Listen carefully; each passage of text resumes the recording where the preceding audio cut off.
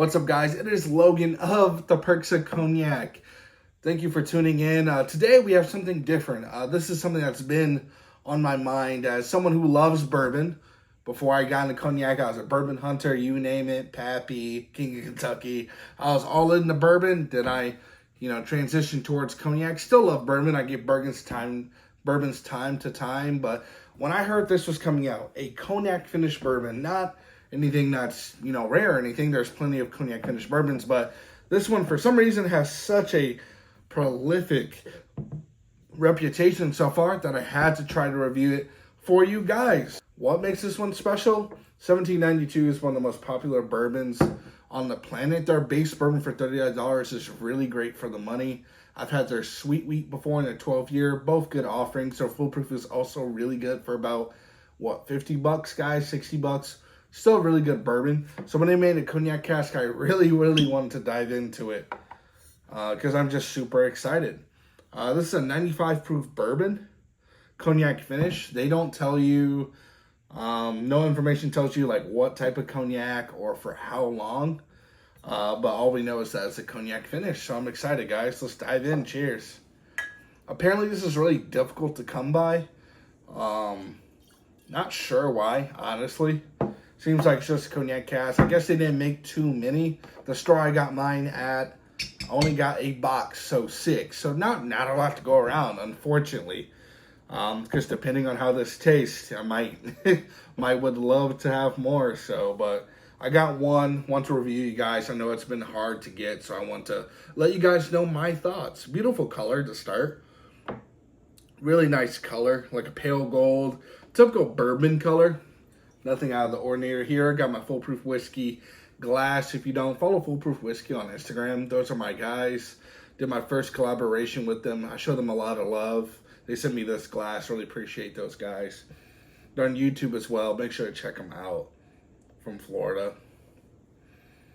All right, starting with the nose. Typical bourbon nose so far. Getting those caramels, a little vanilla, slight oak. There's a bit of fruitiness here that would probably contribute to the cognac finish. Yeah, like a slight, maybe a touch of stone fruit and apricot that you would find a lot in bourbon. A lot in cognac. But yeah, nothing so far. This nose doesn't immediately tell me or give off cognac finish. Like if I did this blind, I would not guess, Yeah, but it's a pleasant nose nonetheless. A little ethanol on the nose, but still a pleasant nose.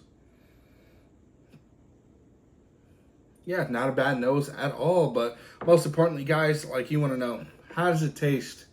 Cheers.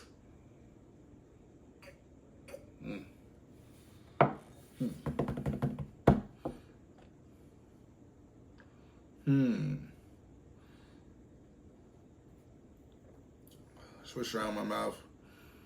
Try to get a good feel. Interesting. Caramel. A little bit of toffee.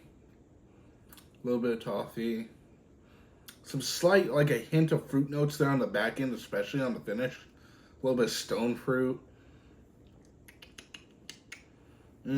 Slight apricot maybe. This is interesting for sure. You do get a little bit out of the alcohol.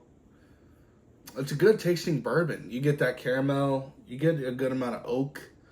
Caramel, oak. A little fruitiness on the back end. Interesting. I wouldn't say any baking spice or anything like that, but man, I gotta get another taste. I'm searching. You guys know it. Like, look at my channel. I'm a cognac drinker, man. I drink a lot of cognac. So I am searching in my mind anything that could resemble something from the cognac cask, and not gonna lie, I'm having a difficult time.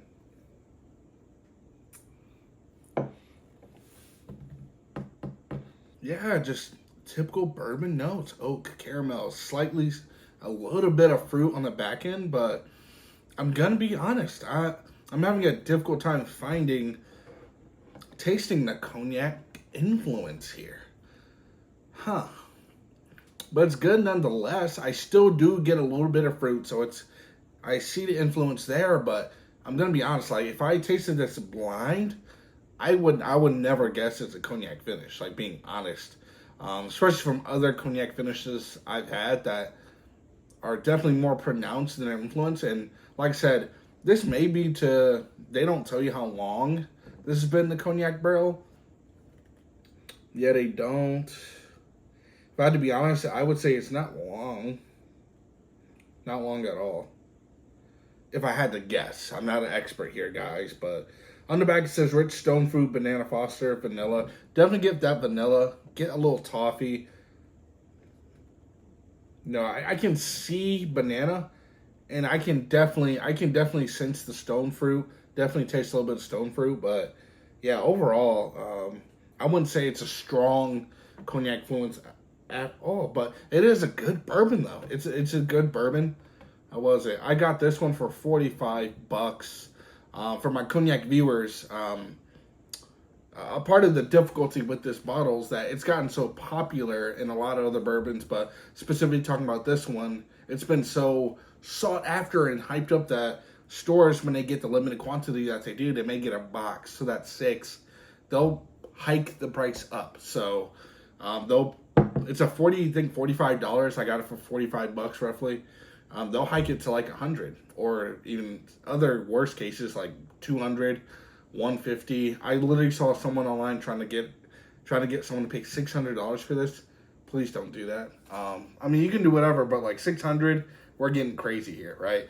But 150, I think, is probably the going rate currently. Like, ending thoughts, like, would I pay 150? Absolutely not. I'm just being honest. When 17T, like, you gotta think 1792, they put out for 45. They think it's 45 good. I would buy this all day at Stateman. I think it's a pleasant bourbon. It's a nice sipper, a daily sipper.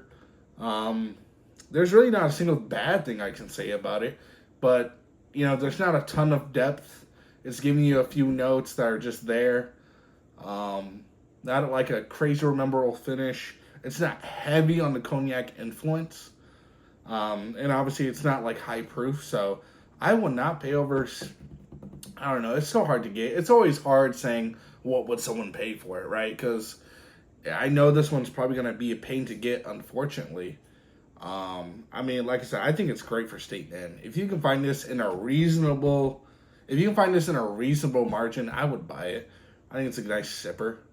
And unfortunately, we have to incorporate that. I'm not sure when it'll come back. Like, one of my favorites is the Sweet Wheat 1792. I haven't seen that in like 3 years. So if it's gonna be like that from 1792, then like I'm gonna look for another one. I doubt I'll find another, but it's a good cognac. It's a good bourbon nonetheless. And if you're a cognac drinker and want to try a bourbon influenced by cognac, this is a good bourbon, but I feel like there are stronger cognac influences out there. I would definitely buy this at Stateman all day. I would nowhere pay near secondary, not at all. I think 150 for this is just very high and kind of crazy. But thank you guys for watching. I appreciate you guys. Let me know what you think in the comments. Do you have this bottle? Have you tasted it? What do you think? Is this something you've been seeking after? Not really, not interested. Let me know what's a really good cognac finished bourbon that you guys like. I hear Peerless's cognac is really good but pricey. And I know there's probably some out there that I haven't tried. So guys, please let me know. It can be a rye too. Anything finished in cognac from you bourbon, rye lovers out there, please let me know. I would love to taste it. Thank you for watching. I'll see you guys in the next one. Pick this up for Stateman. It's good.